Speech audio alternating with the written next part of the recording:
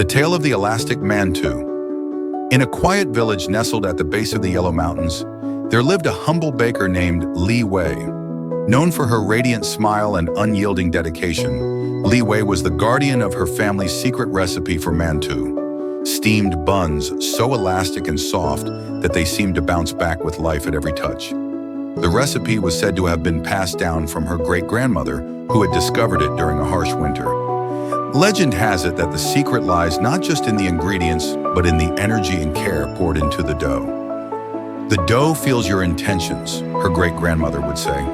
If you rush or grow frustrated, it will resist you. One day, a traveling merchant visited Li Wei's bakery, intrigued by the line of villagers waiting for her mantou. Tasting one, he was astounded. "I've traveled across the Silk Road, yet I've never tasted anything like this," he exclaimed.